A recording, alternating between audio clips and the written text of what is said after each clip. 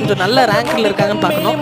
Okay, ஷர்சாம் வந்து ஒரு நல்ல பிளேயராக அப்புறம் போல இருக்குது. பிஆரில் வந்து எலைட் ஹீரோய்க்கில் ஷர்சாம் இருக்காரு. சரி, ஓகே, நல்லா ஆடுவான்னு நினைக்கிறேன். ஃபர்ஸ்ட் வாட்டி வந்து அவன் மேலே மிஸ் ஆகிடுச்சு. செகண்ட் வாட்டி வந்து கரெக்டாக வந்து எட்லேயே அடிச்சிட்டோம் எஸ்விடி வச்சு. ஃபர்ஸ்ட் ரவுண்டு வந்து எப்படியோ கிளியர் பண்ணியாச்சு. இவனை வந்து ஆஃப்லைன் போகாமல் இருந்தால் சரி, அதனால தான் எதுவுமே பண்ணாமல் அப்படியே நிற்கிறேன். ஏதாச்சும் பண்ணால் கூட வெளில போயிடுவானுங்கன்ட்டு செகண்ட் ரவுண்ட் வந்துட்டோம். இந்த டெசர்ட்டிங்கில் வந்து ஹெட்டே உழ மாட்டேங்குது, எல்லாமே தெரியல. இப்போ பாருங்க, இந்த எஸ்விடி வச்சிருக்கேன். எஸ்விடியில் வந்து நல்லாவே உழவும். இங்கே பாருங்க, இப்போ அப்படியே வந்து ஓப்பனாக ஓடி வரானா அவருக்கு ஹெட்டு விழுந்துருச்சா. ஆனால் வந்து இந்த டெசர்ட்டிங்கில் வந்து உழவே மாட்டேங்குது.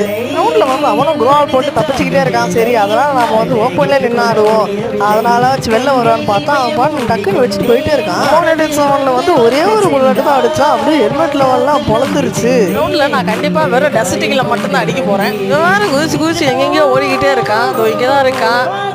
நம்ம குரோவல் போட்டோம், அதுக்குள்ளேயே பூந்தே வந்துட்டான். எப்படின்னே தெரியல. அப்பா செம்ம அடி வாங்கினா டெஸ்டிங்கில். ஃபைனலி ஒரு நல்ல